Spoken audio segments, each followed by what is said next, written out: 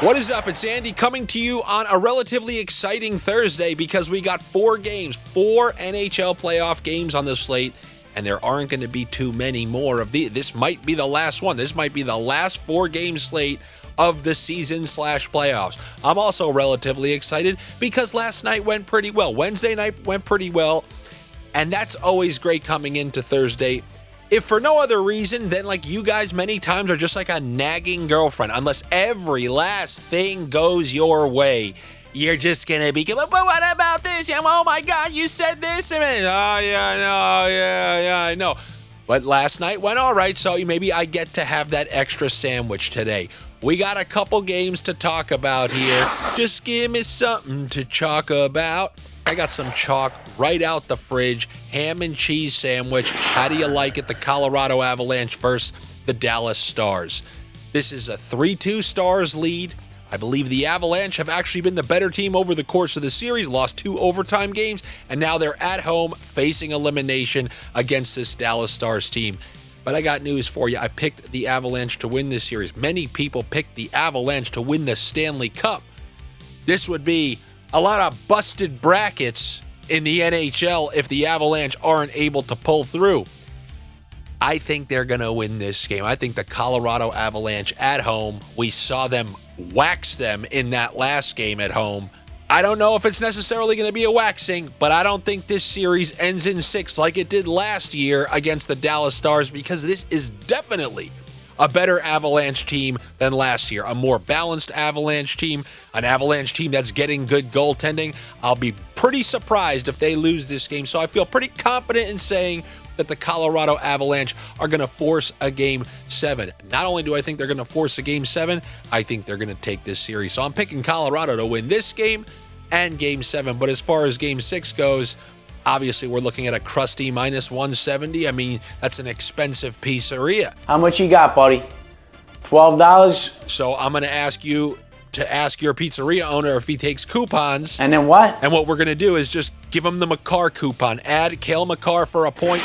Now we can get the Colorado Avalanche at even money in this home game against the Dallas Stars. In this must-win game, with Colorado having 3 losses and 2 playoff runs shortened, haven't made a conference final since winning the Stanley Cup, you know Nathan MacKinnon's going out swinging. Like, you're going to get the maximum effort from Nathan MacKinnon. He's been incredible this postseason. I mean, look at the amount of points he's putting up. So I want to just ride whoever's playing with him like a jet ski or something. Who's playing with Nathan MacKinnon? We know Marty Necas has been stapled right next to him all series. You've seen Necas with points in these last couple of games. I'm going right back to that. Give me Marty Necas for an assist at like +140. I think that's a great bet when you're playing with MacKinnon. And then give me that full line, same game parlay. Give me 2 points for MacKinnon, a point for Lehkonen, and that assist for Marty Necas. That's pulling you over +600. And as you saw yesterday with some of our Panthers line combos, you can hit line combos if it is the right game. So I'm going to go with a couple of those players on the Colorado Avalanche there.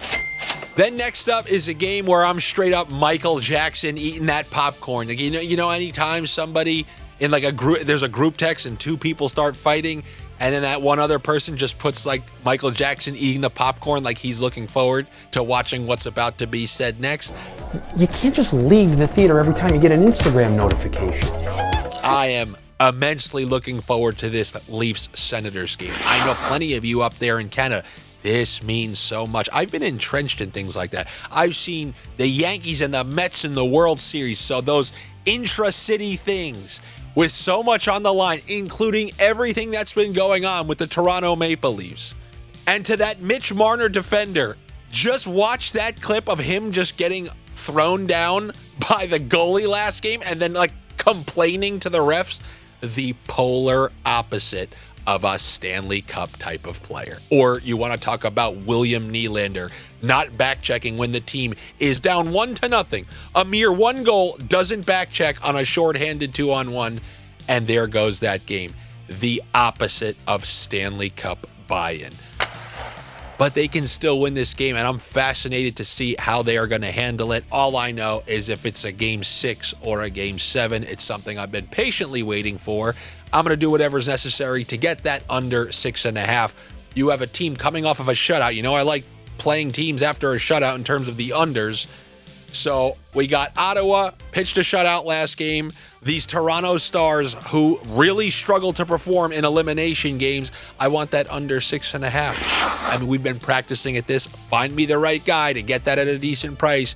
Give me the under 0.5 point for Morgan Rielly on the team that just got shut out, the Toronto Maple Leafs. So under 6.5 with the under 0.5 point on Morgan Rielly. That will get me an even money bet on that under 6.5. Or, you know, you can go to FanDuel, use the no goal in the first 5 minutes, under 6.5. I'm completely fine with that as well. But as far as picking who's going to win that game, I don't know. I do know that the Toronto Maple Leafs are like 1-13 in these elimination games, so you can't feel confident betting on them. I wouldn't feel overly confident betting on the Sens, but of all the games where you can feel somewhat okay betting on the Sens, I always feel a little more comfortable after a team pitches a shutout. I always feel like maximum confidence a team plays with is directly after they just shut out another team. Now they're playing that same team in the next game, which is another reason I kind of like that no goal in the first 5 minutes if you're going to take it with that under 6.5. So that's what I got in that game. Then another relatively fascinating game, the LA Kings, the Edmonton Oilers. It's now been flipped. It's been 4 straight periods of the Oilers dominating. Are the Kings going to flip it back? I'm not going to say it's out of the question. You know you're going to have whatever the Kings have left to offer. And I mean, they've been so dominant in the first couple games of this year. Are they able to just flip it back now that Edmonton's clearly playing with confidence? I don't know, but I'm definitely excited to watch. They're getting great goaltending from Kemper all of a sudden. But as far as sniffs go for this game, you know, it's the same big 3 for me. It's Draisaitl, it's McDavid, it's Bouchard. I'm going with the Bouchard point and the McDavid assist plus money. As long as these aren't minuses, I'm sticking with them. And then the Leon Draisaitl point with the Evan Bouchard assist. That's all I'm really playing. I don't know if the Kings are going to come out and just score 5 or 6 like they did early in this series. You would tend to think they're going to be on the back foot.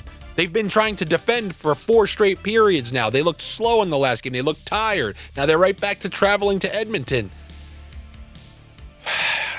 I don't know. This is a very tough one to predict, but I'm going to go with those Edmonton Oilers player props. Like if I don't have a good feeling in a game like I did with the Florida, you get the line combos, and hopefully those ones work out.